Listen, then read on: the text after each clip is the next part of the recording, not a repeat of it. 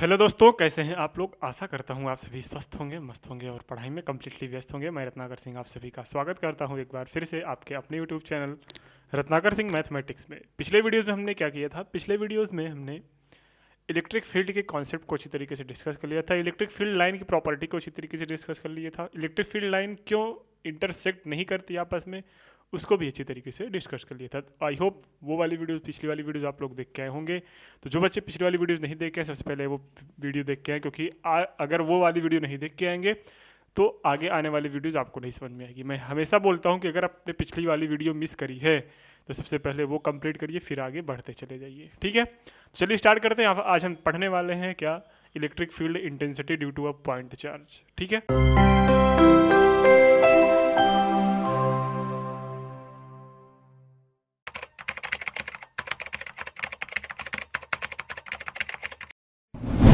तो अगर हम कोई पॉइंट चार्ज लें तो उसके वजह से किसी पॉइंट पी पे, ठीक है, किसी पॉइंट पी पे किसी थोड़ी डिस्टेंस पे जो इलेक्ट्रिक फील्ड इंटेंसिटी आती है उसका मैग्नीट्यूड या उसका फार्मूला कैसे जनरेट होता है, वो कैसे होगा। तो आज हम इसका डेरिवेशन करेंगे। डेरिवेशन का एक प्रॉपर्टी है, एक एक्सप्रेशन है, उसको हम निकालने की कोशिश करेंगे कि किसी भी पॉइंट चार्ज के थ्रू जो इलेक्ट्रिक फील्ड इंटेंसिटी आती है वो कितना आता है। ठीक है, चलिए सपोज दैट अगर हमें कोई एक चार्ज लेना है, लेट हमारे पास यहाँ पे कोई चार्ज है। ठीक है, ये चार्ज जो है वो पॉजिटिव चार्ज है, कोई दिक्कत। यहाँ पे एक पॉइंट P है, यहाँ पे एक पॉइंट P है। ठीक है, ये जो पॉइंट P है यहाँ पे एक हमने टेस्ट चार्ज लिया। कौन सा चार्ज लिया? टेस्ट चार्ज, जिसका नाम है Q0, और इसके पास एक चार्ज है Q। ठीक, इससे R डिस्टेंस पे, इससे जो है R डिस्टेंस पे, इससे R डिस्टेंस पे हमने, इससे R डिस्टेंस पे हमने क्या लिया, एक सॉरी इससे R डिस्टेंस पे आपको टेस्ट चार्ज पे जो इलेक्ट्रिक फील्ड इंटेंसिटी लग रही है वो कैलकुलेट करना है।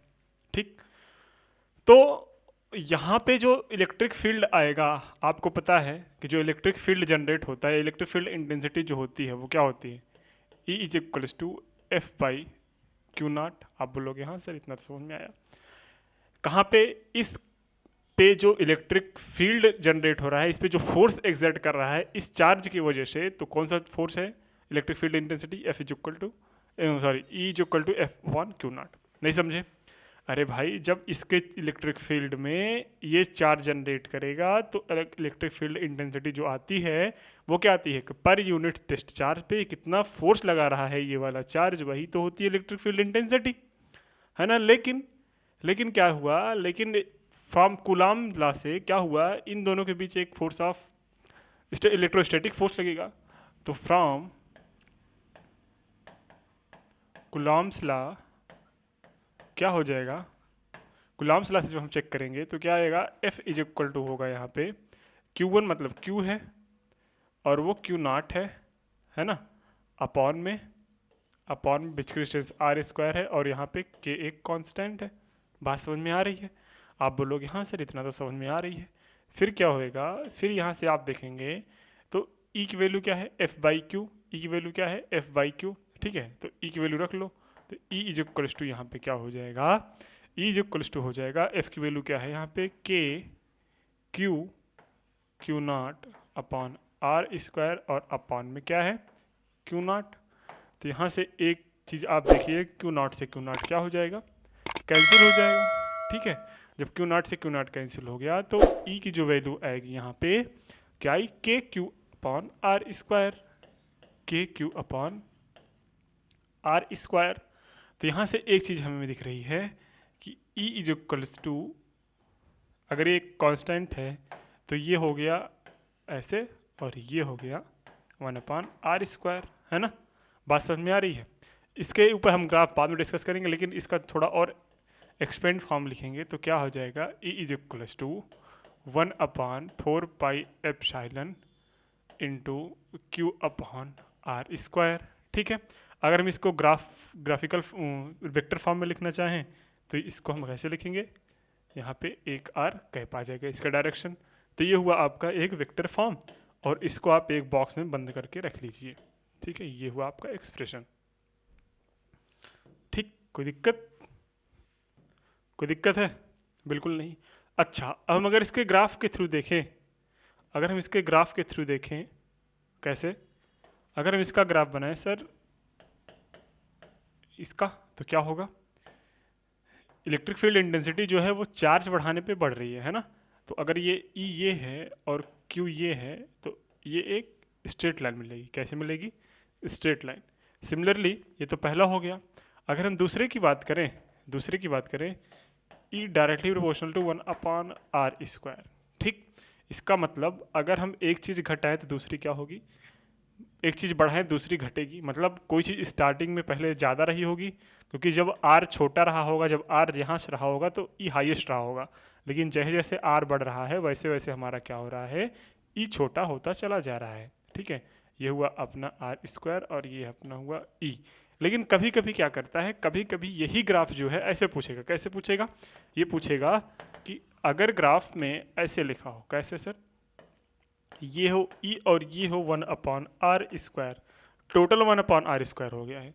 तो अगर हम टोटल 1/r को बढ़ाएंगे, टोटल 1/r को नहीं बोल रहे हैं, अगर हम 1/r को बढ़ाएंगे तो ई की वैल्यू क्या हो जाएगी? बढ़ जाएगी कि नहीं बढ़ जाएगी? बिल्कुल बढ़ जाएगी। तो यहाँ पे अगर 1/r² और ई के बीच कभी ग्राफ पूछे आपसे तो समझ लो क्या मिलेगा? यहाँ पे भी क्या मिलेगा? एक स्ट्रेट लाइन मिलेगा। कैसे लाइन मिलेगा? एक स्ट्रेट लाइन मिलेगा। कोई दिक्कत? यहाँ तक कोई दिक्कत नहीं होनी चाहिए। एक बार मैं फिर से रिकॉल करवा देता हूँ। मैंने क्या लेट किया? मैंने लेट किया कि सपोज दैट कोई चार्ज है, उससे पी आर डिस्टेंस पे किसी पॉइंट पी पे टेस्ट चार्ज हमें लेके आया। इस पॉइंट पी पे हमने इलेक्ट्रिक फील्ड इंटेंसिटी कैलकुलेट करना है। तो ये चार्ज इसके ऊपर एक फोर्स लगाएगा, जिसके वजह से इलेक्ट्रिक फील्ड इंटेंसिटी जो आया वो आया E=F/Q from the Coulomb's law. F= क्या होता है? Q1 × Q2, लेकिन Q1 Q है और Q0 है, टेस्ट चार्ज है। तो Q1 × Q2/r², के कांस्टेंट है। हमने क्या रख लिया? ई की वैल्यू में एफ की वैल्यू ट्रांसफर कर लिया। तो जब हमने सॉल्व करा थोड़ा, तो यहाँ पे आपके पास एक वैल्यू आई E=KQ/r²। के की वैल्यू होती है 1/4πε0 और Q/r² पहले का था। अगर हम डायरेक्शन देते हैं वेक्टर फॉर्म का तो क्या हो जाएगा? r²। ये रहा आपका इलेक्ट्रिक फील्ड इंटेंसिटी किसी पॉइंट चार्ज से कितना आती है। बात समझ में आई? और ये ग्राफ हुआ आपका कि भैया अगर हम चार्ज बढ़ाएंगे, ये अगर जितना चार्ज बढ़ेगा उतना ज़्यादा इलेक्ट्रिक फील्ड इंटेंसिटी आएगा। अगर हम जितना, इसको यूनिवर्सल भी बोलते हैं, मतलब ये यूनिवर्सली प्रोपोर्शनल होता है आर के। अगर हम आर को बढ़ाएं तो क्या हो जाएगा? ई की वैल्यू घटेगी, मतलब इलेक्ट्रिक फील्ड इंटेंसिटी की वैल्यू घटेगी। और अगर हम 1/r वैल्यू बढ़ाए तो ई भी वैल्यू बढ़ेगी। अच्छा, इन दोनों में डिफरेंस आपको समझ में आ रहा है ना? यहाँ पे देखो ग्राफ मैंने क्या किया है, यहाँ पे जो ग्राफ है वो 1/r² है और यहाँ पे जो ग्राफ है वो r²। है। क्यों? देखो ये यहाँ पे यूनिवर्सली प्रोपोर्शनल है, ये यहाँ पे डायरेक्टली प्रोपोर्शनल हो रहा है। बात समझ में आ रही है? ये मैं जो वैल्यू ली है ये वैल्यू वैलिड करता है, ये आपका सब कुछ डिटरमाइन करेगा, क्योंकि यहाँ पे 1/r² है, यहाँ पे r² है ना? समझ में आ रही है ना चीज़ें? बिल्कुल आसान है भाई, कोई दिक्कत नहीं होनी चाहिए। तो अगर आप इसका स्क्रीनशॉट लेना चाहते हो तो ले सकते हो, अदरवाइज सब कुछ सही है ना? ये रहा टोटल। कोई दिक्कत? ले लो स्क्रीनशॉट। चलो, आई होप आप लोगों ने इसके शॉट ले लिया होगा। ये रहा आपका electric field intensity due to a point charge. अब इन सब के बाद एक नई टर्मिनोलॉजी आती है जिसका नाम है इलेक्ट्रिक डाइपोल। क्या है? Electric dipole. चलिए, electric dipole. Okay, electric dipole क्या होता है? ध्यान से देखो। ध्यान से देखने का मतलब सर दिमाग खुला करके, ठीक है? इलेक्ट्रिक डाइपोल क्या होता है? इलेक्ट्रिक डाइपोल में दो चार्जेस होते हैं। कैसे होते हैं? टू चार्जेस होते हैं। ये जो दो चार्जेस होते हैं आपके, ये जो दो चार्जेस होते हैं आपके, वो सेम मैग्नीट्यूड के होंगे। कैसे होंगे? सेम मैग्नीट्यूड के, सेम मैग्नीट्यूड के, बट लेकिन क्या होंगे? लेकिन अपोजिट इन नेचर होंगे। क्या होंगे? अपोजिट इन नेचर होंगे।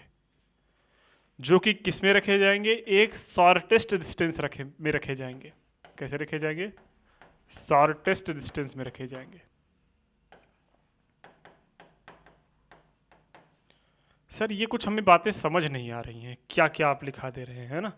बिल्कुल घबराना नहीं है ना। Same magnitude, opposite in nature, two charges होंगे, इसको मिला के एक सिस्टम बनेगा। क्या बनेगा? सिस्टम। सिस्टम है ना। तो इस सिस्टम को बोला जाता है इलेक्ट्रिक डायपोल। कोई दिक्कत? इलेक्ट्रिक डायपोल एक ऐसा सिस्टम होता है जिसमें दो चार्ज होते हैं, दोनों चार्ज सेम मैग्नीट्यूड के होते हैं, अपोजिट नेचर के होते हैं और उनको स्मॉलेस्ट डिस्टेंस पे रखा गया होता है। ठीक है। तो इन ऐसे सिस्टम से बने जो ऐसा सिस्टम बनता है उसी को बोलते हैं क्या? Electric dipole. सर इसको हम डायग्राम के थ्रू जरा दिखाइए। बिल्कुल भाई, डायग्राम के थ्रू बिल्कुल देखना चाहिए आपको, है ना। चलो डायग्राम के थ्रू देखते हैं। डायग्राम के थ्रू सर कैसे बनेगा? घबराना नहीं है। ठीक, ये रहा अपना एक चार्ज और ये रहा अपना एक चार्ज। ठीक है।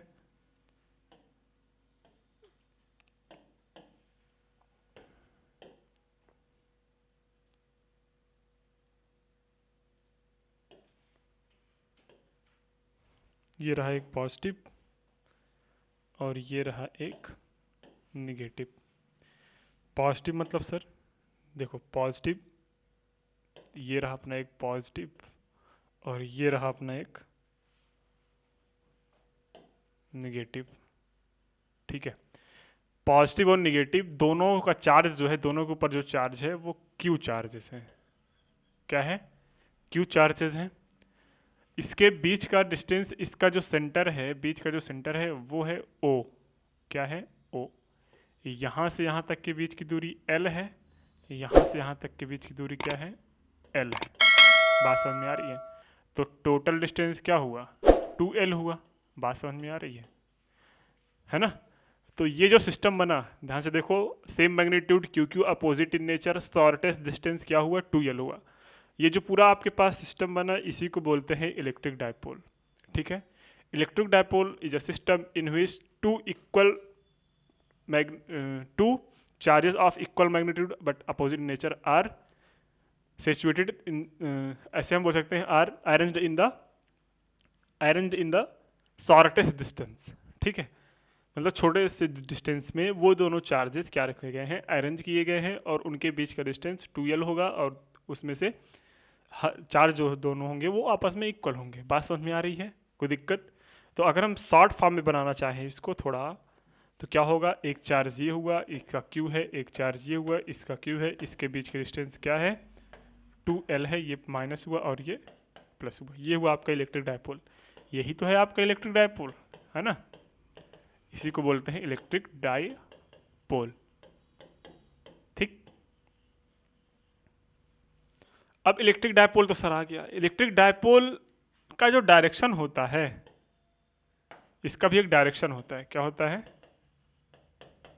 डायरेक्शन होता है।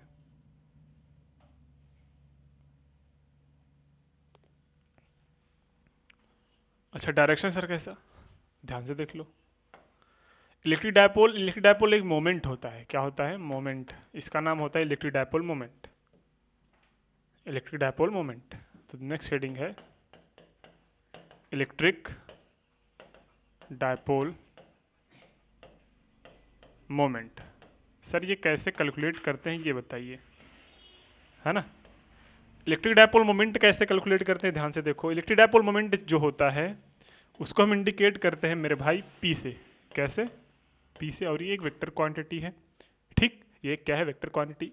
ये जो पी होता है इलेक्ट्रिक डायपोल मोमेंट होता है किसी भी चार्ज के मैग्नीट्यूड, ठीक, कोई भी एक चार्ज का मैग्नीट्यूड हो जाएगा और इनके बीच के शॉर्टेस्ट डिस्टेंस के क्रॉस प्रोडक्ट के इक्वल होता है। ठीक है। ये हुआ अपना, ये क्या हुआ अपना? ये हुआ अपना इलेक्ट्रिक डायपोल मोमेंट। अगर हम इसकी डायरेक्शन की बात करें, अगर हम इसकी क्या करें? डायरेक्शन की बात करें, अगर हम इसके डायरेक्शन की बात करें तो इसका जो डायरेक्शन होता है वो निगेटिव टू, कैसे होता है? वो निगेटिव टू पॉजिटिव की ओर होता है। मतलब अगर यहाँ पे कोई निगेटिव चार्ज है, यहाँ पे कोई पॉजिटिव चार्ज है, इसके बीच के डिस्टेंस क्या है 2L है, तो इसका इलेक्ट्रिक डायपोल जो मोमेंट होगा वो इस साइड होगा। क्या होगा? इस साइड होगा। ठीक है, कोई दिक्कत? अच्छा, इलेक्ट्रिक फील्ड की डायरेक्शन कैसे होती है? पॉजिटिव से निगेटिव। इलेक्ट्रिक डायपोल मोमेंट की डिफिनेशन डायरेक्शन कैसे होती है सर? Negative to positive. तो यहाँ से एक चीज आ गया, कैसे कि इलेक्ट्रिक फील्ड की डायरेक्शन ये तो पॉजिटिव हुआ और ये निगेटिव हुआ। ठीक है, और डायपोल मोमेंट के बीच का जो एंगल होता है वो कितना होता है? तो आप देखो, इस वेक्टर को जब इसमें ऐड करेंगे तो इन दोनों के बीच का एंगल कितना होगा भाई? देखो, ये बाहर से निकाले तो जब इसके बीच का एंगल कितना है 180 डिग्री। बात समझ में आई? तो कभी कभी पूछ लेता है कि दोनों के बीच का एंगल या फिर फेज डिफरेंस कितने का होता है? 180 डिग्री का होता है। कितने का होता है? 180 डिग्री का होता है। किसके किसके बीच में डिफरेंस सर? इलेक्ट्रिक फील्ड और इलेक्ट्रिक डायपोल मोमेंट। ठीक है, कोई दिक्कत? डायपोल मोमेंट और इलेक्ट्रिक फील्ड के बीच का जो एंगल होता है वो 180 डिग्री होता है। कोई दिक्कत नहीं होनी चाहिए, एकदम आसान भाषा में सब कुछ हमने क्लियर कर दिया। इलेक्ट्रिक डायपोल मोमेंट क्या होता है इसे भी हमने देख लिया। और इलेक्ट्रिक डायपोल क्या होता है? ऐसा सिस्टम जिसमें दो इक्वल मैग्नीट्यूड के चार्ज एक छोटे से डिस्टेंस में क्या हो? अरेंज हो। और इलेक्ट्रिक डायपोल मोमेंट क्या होता है? उन दोनों में जो चार्ज सिचुएटेड है उनमें से किसी एक का मैग्नीट्यूड मल्टीप्लाई किया जाता है किससे? उन दोनों के बीच के शॉर्टेस्ट डिस्टेंस से। तो उन दोनों का जब प्रोडक्ट आता है वही क्या आता है? अपना डायपोल मोमेंट, जिसको बोलते हैं P is equals to 2QL। ठीक है, P is equal to Q into 2L बोलते हैं। अच्छा, इसका जो हम यूनिट की बात कर लें, अगर हम इसकी यूनिट की बात करें, unit of dipole moment, unit of dipole moment, तो क्या होगा? इसकी अगर हम यूनिट की बात करें तो इसका जो यूनिट होता है वो होता है, देखो पहले फार्मूला क्या आ गया? 2QL। क्यू की वैल्यू क्या होती है सर जी? कूलाम होती है, और लेंथ की होती है मीटर। तो इसकी जो यूनिट आ गई कूलाम मीटर आ गई, है ना? अच्छा, यूनिट की जगह बात क्या आता है? फिर डायमेंशन आता है। क्या आता है मेरे भाई? डायमेंशन। और ये जो डायमेंशन होता है कैसे होता है? ये जो डायमेंशन होता है वो कैसे निकालोगे? कूलाम का होता है A इंटू टी और मीटर का होता है तो ATL हो गया, है ना? तो डायमेंशन भी हमने कैलकुलेट कर लिया, यूनिट भी कैलकुलेट कर लिया, फार्मूला भी कैलकुलेट कर लिया, इन दोनों के बीच का डिफरेंस कितना होता है, एंगल कितना होता है वो भी कैलकुलेट किया मैंने। जैसे कभी कोई पूछता है कि angle between E and P तो क्या होगा? Is 180 degree. ये याद रखना आप लोग, है ना? कोई दिक्कत है? कोई दिक्कत नहीं होगी मेरे भाई, एक एक चीज़ मैं क्लियर करते चल रहा हूँ। अगर आप बोले सर नहीं पढ़ाया गया है तो आप गलत होंगे, है ना?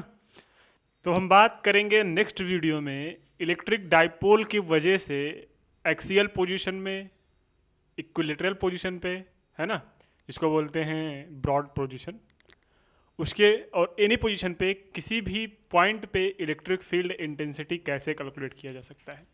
तो आगे आने वाले वीडियोस में आपके 3 डेरिवेशंस को मैं एक सिंगल वीडियो में डिस्कस करूँगा। कौन कौन सा? इक्वेटोरियल पोजीशन, ठीक है, एक्सियल पोजीशन, और नेक्स्ट आता है आपका एनी पोजीशन थीटा एंगल पे। मींस अगर इलेक्ट्रिक डायपोल को, मतलब तीनों पोजीशन को मैं अगर फिगर बताना चाहूँ तो कौन कौन से हैं? एक तो ऐसा होगा कि एक इलेक्ट्रिक डायपोल ये है, एक कहीं पे इसके सेंटर से R डिस्टेंस पे कहीं पॉइंट P होगा, ठीक है, यहाँ पे, और ये तो पहला हुआ। दूसरा होता है इसके इक्वेटोरियल पोजीशन पे, मतलब इसको बोलते हैं ब्रॉड पोजीशन, मतलब इसके सेंटर से यहाँ पे कोई पॉइंट P है, यहाँ पे हमें कैलकुलेट करना पड़ेगा, ठीक है। और तीसरा आता है अपना, जो तीसरा आएगा वो होता है कोई भी, ये हुआ, ठीक है, इससे किसी भी एंगल थीटा पे, तो किसी भी पोजीशन P पे, तो यहाँ पे इलेक्ट्रिक फील्ड इंटेंसिटी कितना होगी, यहाँ पे इलेक्ट्रिक फील्ड इंटेंसिटी कितनी होगी, और यहाँ पे इलेक्ट्रिक फील्ड इंटेंसिटी कितनी होगी, ये हमें कैलकुलेट करेंगे नेक्स्ट वीडियो में। तो आई होप आज आपने इलेक्ट्रिक डायपोल मोमेंट और electric field intensity due to a point charge से को समझ लिया होगा। तो नेक्स्ट वीडियो में हम डिस्कस करने वाले हैं इलेक्ट्रिक डायपोल के थ्रू किसी भी पॉइंट पे, इक्वेटोरियल, एक्सियल और एनी पॉइंट पे क्या क्या कैलकुलेट करेंगे। हम कैलकुलेट करेंगे इलेक्ट्रिक फील्ड इंटेंसिटी। तो आज के लिए इतना रखते हैं, मिलते हैं नेक्स्ट वीडियो में, तब तक के लिए शुभ रात्रि, जय हिंद, बाय बाय।